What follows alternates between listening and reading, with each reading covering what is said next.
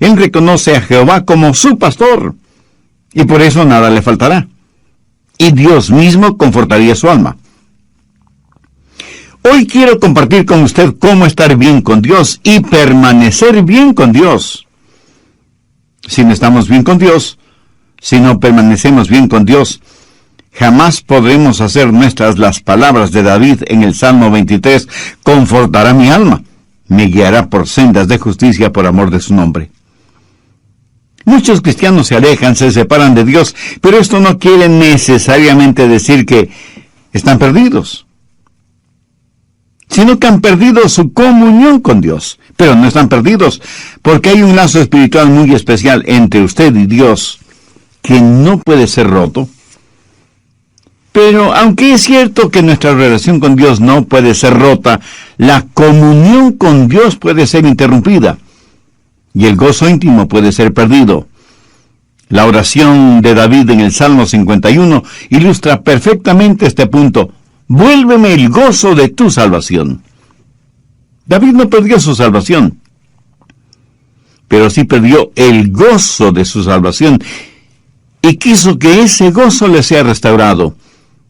Y Dios le restauró, y por eso David pudo decir en el Salmo 23, confortará mi alma. Ahora, ¿cómo Dios nos restaura?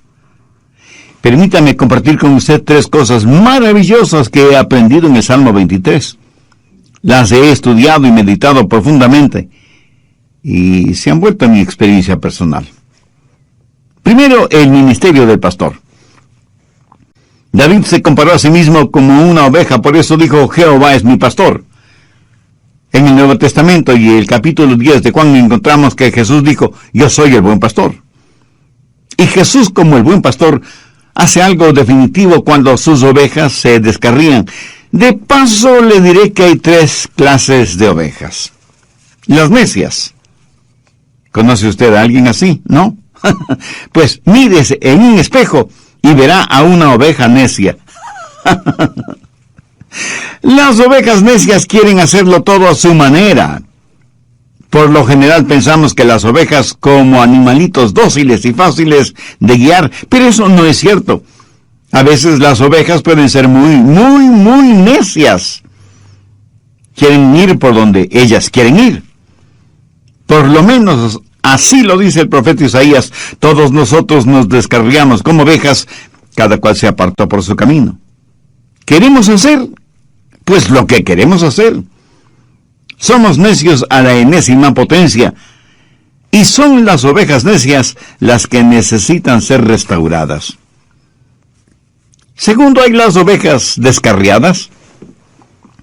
Estas son las ovejas que involuntariamente se descarrían. Son las que descuidadamente se van por otro lado, y muchas veces caen en pozos de engaño, y se ven rodeadas de espinas y se separan de su pastor, van a lugares muy precarios y necesitan ser restauradas y traídas de regreso al redil. Y en tercer lugar, las ovejas enfermas, porque las ovejas pueden enfermarse. Hay muchos enemigos allá afuera en forma de enfermedades que pueden envenenar, o enredar, o herir a las ovejas. Y cuando se enferman, las ovejas necesitan ser curadas, sanadas, restauradas. Entonces es la responsabilidad del pastor el cuidar de sus ovejas. ¿Pero cómo lo hace? ¿Cómo el buen pastor restaura a una oveja necia? Si usted es como una oveja necia, ¿cómo puede ser restaurado? Bueno, el buen pastor tiene 3 instrumentos para hacerlo. Un báculo o cayado, una vara y una botella de aceite. Y él usa esas 3 cosas para restaurar a una oveja necia. ¿Qué es el báculo o cayado? El pastor buscaba un arbolito que estuviera recién creciendo, lo sacaba de raíz, cortaba todas esas raíces, limpiando el resto del palo, y lo pulía todo prolijamente. Y en el muñón que formaban las raíces al extremo del palo, clavaba unos cuantos clavos o incrustaba pedacitos de metal, hasta que el báculo tenía un considerable peso. Era una poderosa arma en sus manos. le servía tanto para defender a las ovejas de sus depredadores naturales como de ladrones de ovejas. También podía servirle como una jabalina y pasaba muchas horas practicando hasta tener una excelente puntería. Así que ese báculo no solo le servía para defender sus ovejas, sino para defenderse él mismo de los ladrones, los lobos y las aves de rapiña que abundaban en las colinas y los montes. Pero a veces tenía que utilizar el báculo de las ovejas para corregir a las necias, y lo hacía en forma drástica y severa. Con el báculo rompía una de las patas de la oveja e inmediatamente la vendaba poniéndole un soporte y cubriendo la pata afectada con aceite. Y esto lo hacía hasta cuando la oveja se sanara. Él llevaba a esa oveja enferma en sus hombros y la alimentaba y vertía aceite sobre el vendaje, y cuando la pata se sanaba, ayudaba a la oveja a estar firme en sus patas. Pero esto es lo interesante. La oveja enferma y restaurada en su salud permanecía muy cerca del pastor. En el material que estudié sobre este asunto, descubrí que esa oveja necia, quebrantada y disciplinada iba a donde el pastor iba y se convertía en una especie de líder del rebaño. Extraordinario, ¿no le parece? Cuando leí esta información no pude dejar de pensar en Oseas 6:1. Venid y volvamos a Jehová, porque Él arrebató y nos curará, hirió y nos vendará. ¿Lo entiende? El mismo Dios que nos hiere es el mismo Dios que nos cura, a fin de que podamos estar junto a Él. Creo que esta es la razón por la cual David dijo que antes de ser afligido, Él se había descarriado. Y en Hebreos leemos que el patriarca Jacob, quien fue también un pastor, se alejó de Dios. La Biblia nos dice que Jacob luchó con Dios físicamente. ¿Sabe lo que Dios hizo? Vayamos a Génesis, capítulo 32, versos 24 y 25. Así se quedó Jacob solo, y luchó con él un varón hasta que rayaba el alba. Y el varón le tocó en el sitio del encaje de su muslo, y le descoyuntó el muslo de Jacob. ¿Lo ve? Jacob fue herido por Dios. Descoyuntó su muslo, y el patriarca tuvo que caminar el resto de su vida apoyado en un bastón. Vamos a Hebreos 11:21. Por la fe Jacob, al morir, bendijo a cada uno de los hijos de José, y adoró apoyado sobre el extremo de su bordón. ¿Por qué todo esto? Pues para enseñarnos una lección. Algunas veces tenemos que aprender drásticamente porque parece que esa es la única forma en que podemos aprender. Jacobo tuvo que ser herido para poder ser bendecido. Mi amigo, cuando Dios nos disciplina, y puede ser disciplina física, no es porque no nos ama, sino precisamente porque nos ama. Mire lo que dice Hebreos 12, los versos 5 y 6. Y habéis ya olvidado la exhortación que como a hijos se os dirige, diciendo: Hijo mío, no menosprecies la disciplina del Señor, ni desmayes cuando seas reprendido por Él, porque el Señor al que ama disciplina y azota a todo el que recibe por hijo. ¿Qué padre si ama realmente a sus hijos no los disciplina cuando es necesario? Si Dios nos dejara sin disciplinarnos, no seríamos sus hijos, sino bastardos. Y aunque nuestros padres en la carne nos disciplinaron, siempre los reverenciamos, ¿verdad? Ahora, por lo tanto, no deberíamos estar sujetos a nuestro Padre en el Espíritu y vivir. Y no debemos olvidar que la disciplina que proviene de parte de Dios es para que seamos partícipes de su santidad. La Biblia dice en Hebreos 12:11, en verdad que ninguna disciplina al presente parece ser causa de gozo, sino de tristeza, pero después da fruto apacible de justicia a los que en ella han sido ejercitados. Ahora, cuando esta disciplina le llega a usted, hay 3 cosas que usted puede hacer de acuerdo a lo que dice Hebreos 12:5. Hijo mío, no desprecies la disciplina del Señor. O sea, usted puede resentirse, pero sería una necedad de su parte el hacerlo, por varias razones. Primera, la disciplina revela algo. Esa clase de disciplina revela que usted es un hijo o una hija de Dios. O sea que revela una relación filial. Mire el verso 6, porque el Señor al que ama disciplina y azota a todo el que recibe por hijo. Permítame repetir lo que ya dije hace algunos minutos. Es porque Dios le ama que le disciplina. No es que el pastor no amara a su oveja el motivo para quebrarle la pata, sino precisamente todo lo contrario. Eso es un severo caso de disciplina. Y a veces, mi estimado amigo, a veces nuestro amor tiene que ser duro. Y seguramente algunos de ustedes burlonamente me dirá, bueno, yo vivo en pecado, hago lo que quiero hacer, voy a donde se me antoja, soy el capitán de mi propio destino y sin embargo Dios nunca me ha disciplinado. Pues, mi amigo, le aconsejo poner mucha atención al verso 8. Pero si se os deja sin disciplina, de la cual todos han sido participantes, entonces sois bastardos y no hijos. ¿Qué está diciendo Dios? Dios está diciendo que si usted fuera hijo de Él, ya le hubiera disciplinado.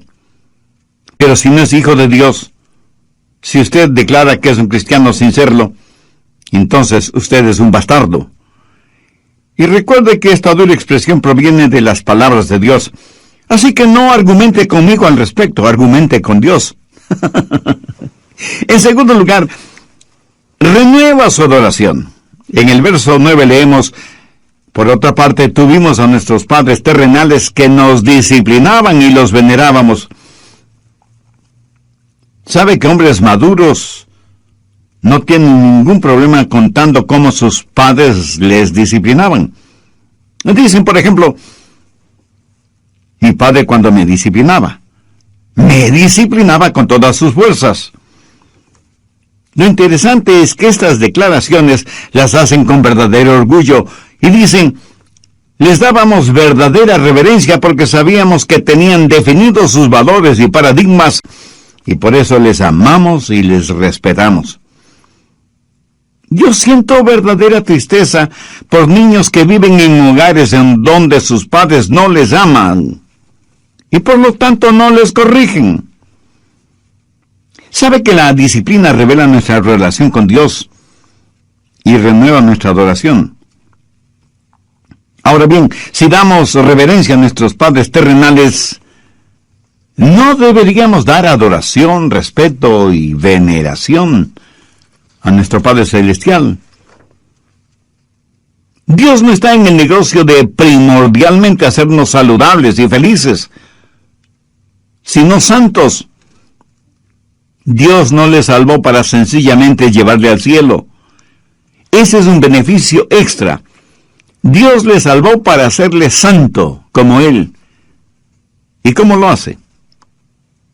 ¿Qué es lo que la disciplina hace para restaurar a una oveja? Revela su relación filial, renueva su adoración y restaura su comunión con Dios. ¿Le gustaba a usted el ser disciplinado, castigado por sus padres, especialmente por su papá? Cuando usted era niño y su padre le iba a castigar, corría usted hacia su papá y lleno de gozo le decía, oh, esto es estupendo, estoy feliz de que esto me suceda a mí. Mi papá me va a dar una buena paliza, pero me siento feliz, bendito sea Dios. Papá, tú eres maravilloso y sabio, gracias por castigarme.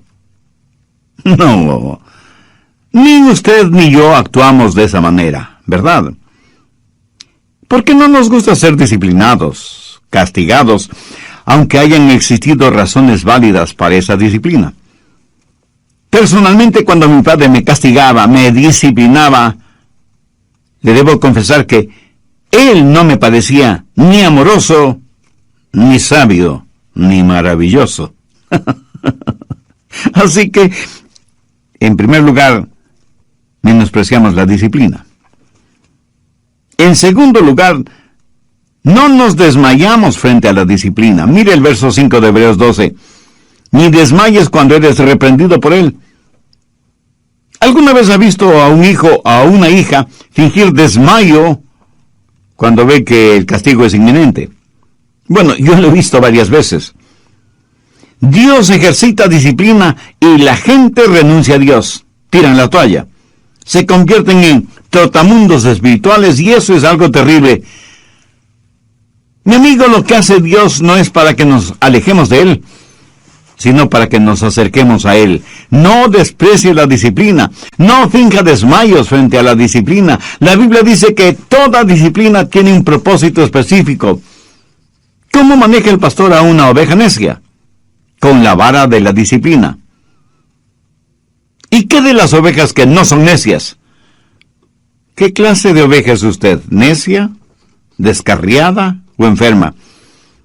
Recuerde que Dios no deja de amarnos porque somos pecadores. Dios no nos ama más si somos menos pecadores, de acuerdo a nuestra propia opinión, ni nos ama menos si somos más pecadores. Dios nos recibe como somos, pero por el amor que nos tiene, no nos deja como somos, sino que nos va perfeccionando cada día para que lleguemos a ser a semejanza de su Hijo Jesucristo. Esta esperanza también podrá ser suya si tiene una relación personal con Dios por medio de Jesús. Pudiera ser que usted sea una persona muy popular, carismática, muy importante e influyente en el nivel político, social y financiero. Desde el punto de vista del mundo, usted es un hombre de éxito. Pero, ¿qué piensa de usted, su esposa, sus hijos, sus amistades íntimas? ¿Qué tan importante es usted en sus vidas? El hecho de ser tan importante pudiera ser que abra todas las puertas materiales, sociales y políticas, pero jamás le abrirán las puertas del cielo. Dios no le ama porque usted es importante. Usted es importante porque Dios le ama. ¿Lo entiende?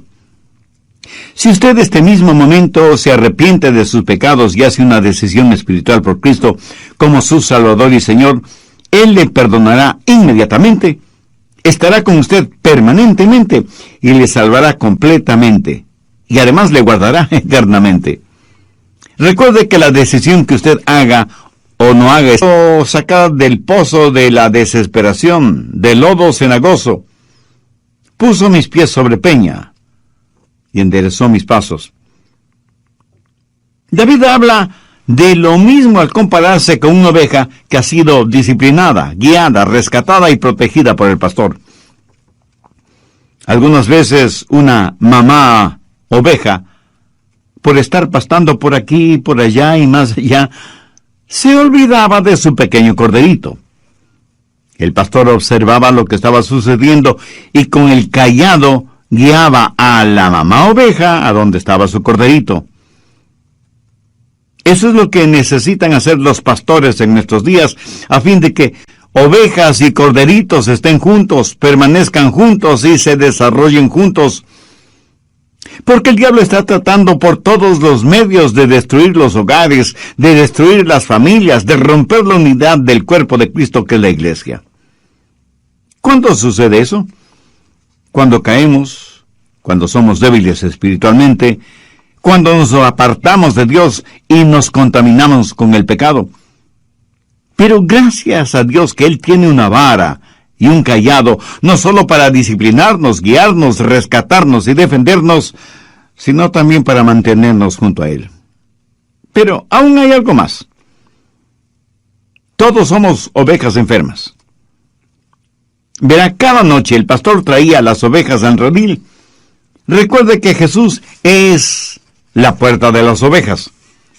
Dentro del redil las ovejas estaban seguras, pero en la puerta estaba el pastor bloqueando el mismo hueco que servía como puerta del redil. De esa forma nadie podía entrar o salir del redil sin que el pastor lo supiera.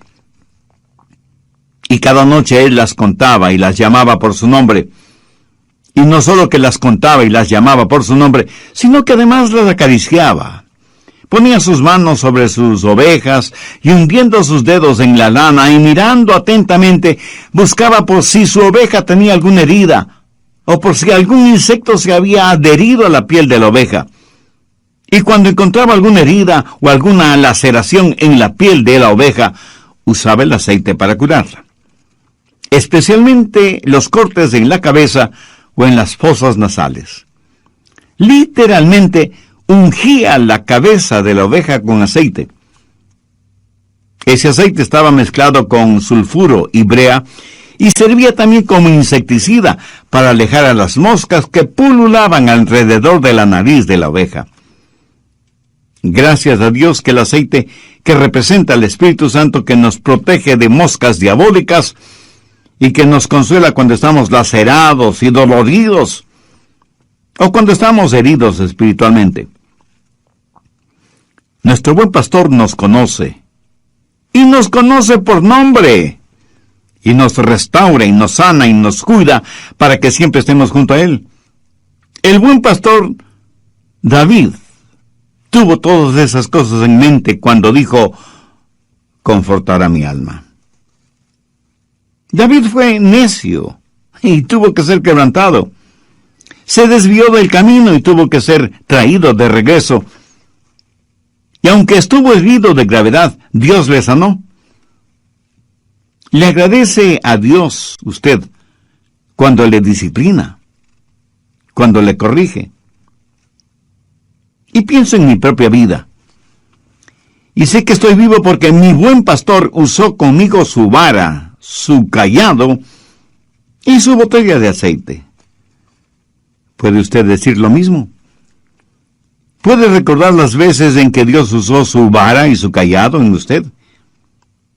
Yo sí me acuerdo. Pero Él no solo ha usado su vara y su cayado en mí, sino también su aceite curador, sanador, renovador. Yo doy gracias a Dios por su Hijo, mi buen pastor, el que conforta mi alma. En tercer lugar tenemos la maestría del pastor. El buen pastor no solo que restaura nuestra alma y nos guía por sendas de justicia, pero para restaurarnos Él tiene que tener dominio sobre nosotros. Y cuando tiene dominio sobre nosotros nos guiará, será nuestro maestro, nuestro mentor. ¿Sabe cuál es el triste problema para muchos seres humanos? Que están más interesados en ser restaurados físicamente que en ser sanados espiritualmente. Si es que usted no camina desde la restauración hasta la justificación, usted estará de regreso a los mismos viejos problemas. Muchos quieren caminar rectamente, pero no en el camino de la obediencia a Dios. Recuerde que a quien mucho se le ha perdonado, mucho debe amar. Debemos ser como la oveja con la pata quebrada que quiere estar junto a Jesús, porque Él es su maestro que quiere guiarle para que usted nunca se desvíe. Así que, ¿cuándo aprenderemos? ¿Cuántas veces más resbalaremos y caeremos antes de aprender a estar junto al buen pastor? Recuerde las palabras que Jesús mismo dijo: Él es el buen pastor, y sus ovejas conocen su voz y le siguen. Ahora escúcheme. 3 cosas son necesarias para seguir al buen pastor. Primero, tiene que estar obsesionado con el pastor. O sea, usted debe amar apasionadamente a Jesús.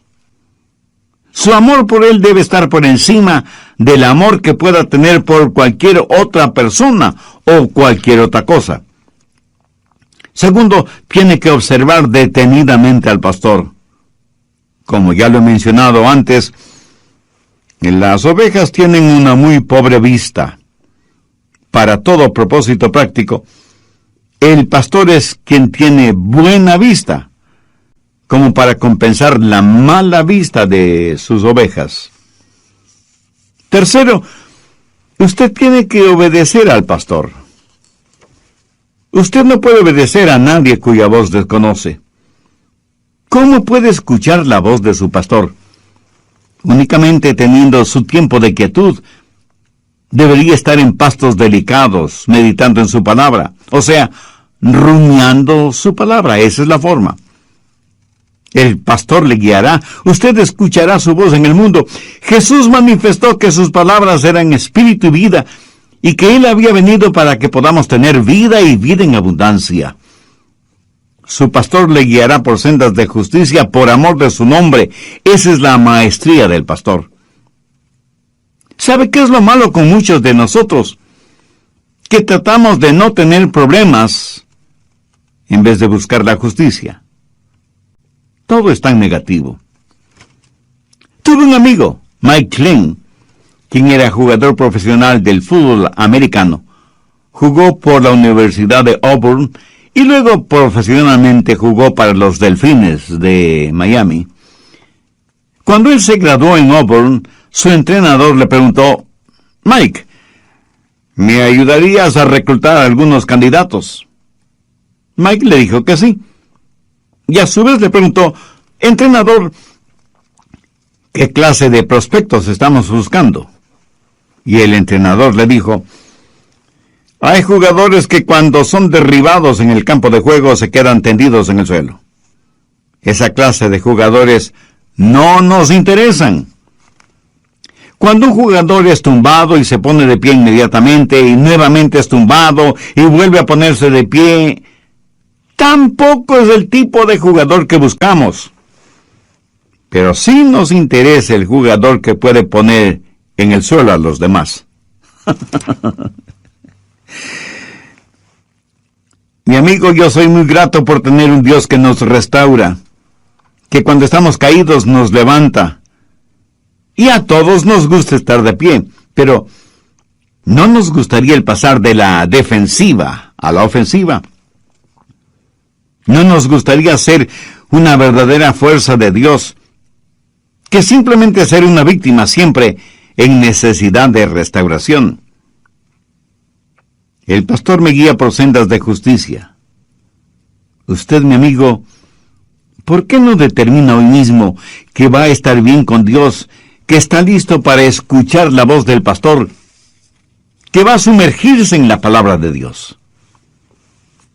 En tercer lugar, la majestad del pastor. Él me guía por sendas de justicia. ¿Por qué no decide hoy mismo que va a estar bien con Dios y a permanecer bien con Dios? Que va a escuchar la voz de su pastor, que va a meditar en su palabra y va a obedecer su palabra. Que va a reconocer la majestad del pastor, porque Él es el único que puede confortar su alma y guiarle por sendas de justicia por amor de su nombre. ¿Cuál es el nombre de ese pastor? Jehová en el Antiguo Testamento, Jesús en el Nuevo Testamento. Jehová, Jesús, el Señor es mi pastor.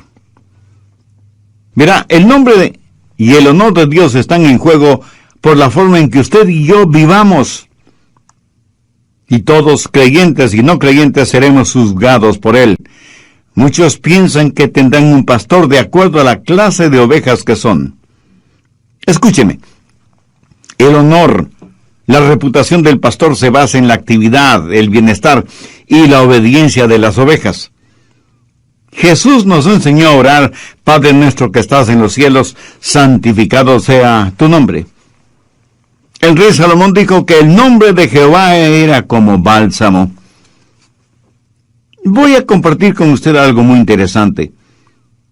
El nombre de Jehová era el sagrado y solemne nombre en todo el Antiguo Testamento, pero no se lo encuentra ni una sola vez en el Nuevo Testamento. ¿Por qué? Porque Jesús es nuestro Jehová. Él es nuestro buen pastor. ¿Sabe lo que significa el nombre de Jesús? Significa Jehová salva. Eso es lo que literalmente...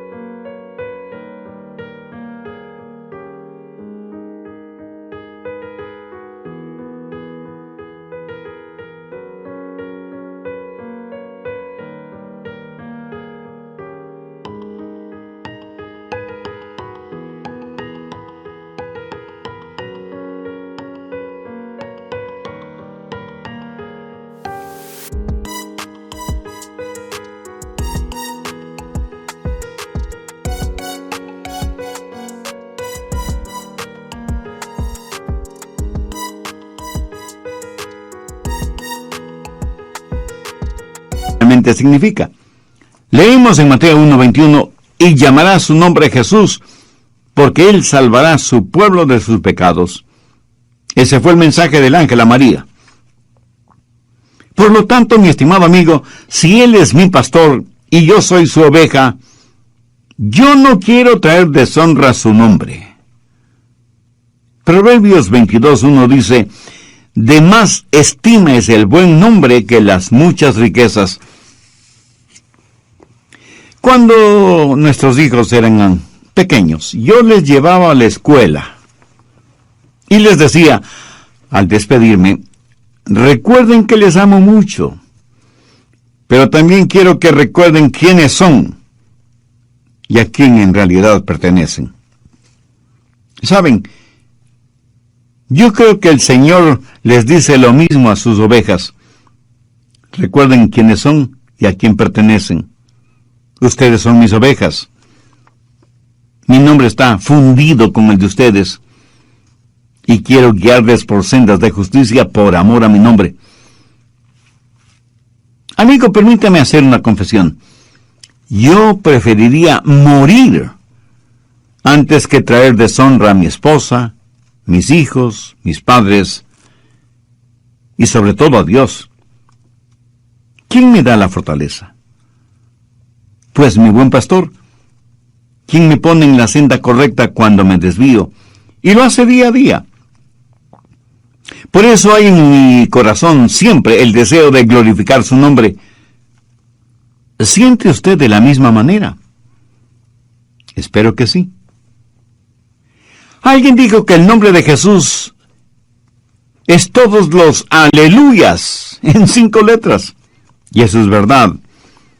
Usted y yo seguramente conocemos a personas sumidas en el pecado y ningún mero mortal puede salvarles. Pero hay un nombre, un precioso nombre, que perdón y pureza puede darles. Hay vidas que están perdidas, prisioneras de las cosas terrenales, pero hay un hombre, Jesús, que del pozo de las tinieblas puede sacarles. Mi amigo, ¿no le parece eso extraordinario? El ministerio del pastor, la maestría del pastor, la majestad del pastor, Jehová es mi pastor, nada me faltará. Por favor, en el Nuevo Testamento de su Biblia, busque la segunda epístola de Pablo a Timoteo, capítulo 2. Veamos el versículo 19. Pero el fundamento de Dios está firme, teniendo este sello. Conoce al Señor a los que son suyos, y apártese de iniquidad todo aquel que invoca el nombre de Cristo. Jehová es mi pastor. Nada me faltará. En lugares de delicados pastos me hará descansar, junto a aguas de reposo me pastoreará. Confortará mi alma. Me guiará por sendas de justicia, por amor de su nombre. Aunque ande en valle de sombras de muerte, no temeré mal alguno, porque tú estarás conmigo. Tu vara y tu cayado me infundirán aliento. Aderezas mesa delante de mí en presencia de mis angustiadores. Unges mi cabeza con aceite. Mi copa está rebosando. Ciertamente el bien y la misericordia me seguirán todos los días de mi vida, y en la casa de Jehová moraré por largos días. Mi amigo, mi amiga, es Jehová su pastor. Como una oveja tímida, indefensa, manchada y descarriada,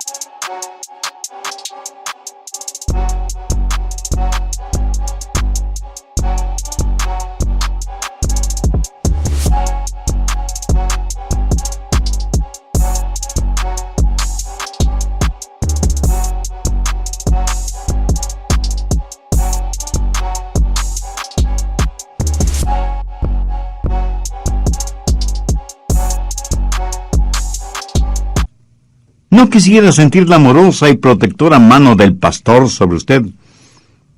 Si usted aún no tiene una relación personal con Dios por medio del Señor Jesucristo, le invito a hacer esa decisión, la más importante decisión de su vida.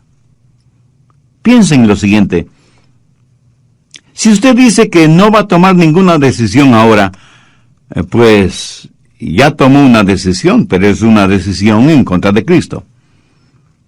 El evangelista Dr. Lucas cita unas inquietantes palabras de Cristo cuando dijo: el que no es conmigo, contra mí es, y el que conmigo no recoge, desparrama. Voy a decir una sencilla oración, y si usted así lo desea, repítala conmigo, pero dígala con fe, sinceramente, depositando toda su confianza en Jesús. No se sienta incómodo hablando con Dios. Aún silenciosamente podrá hablar con Él, porque Él conoce las intenciones y motivaciones de su corazón. Querido Dios, reconozco que he vivido en necedad espiritual por mucho tiempo, y quiero dejar de hacerlo. No solo he sido necio, sino también un pecador rebelde, que vengo a ti en busca de tu misericordia. Dame la fuerza espiritual para nunca avergonzarme de ti o de tu palabra, y ayúdame para que yo no sea una vergüenza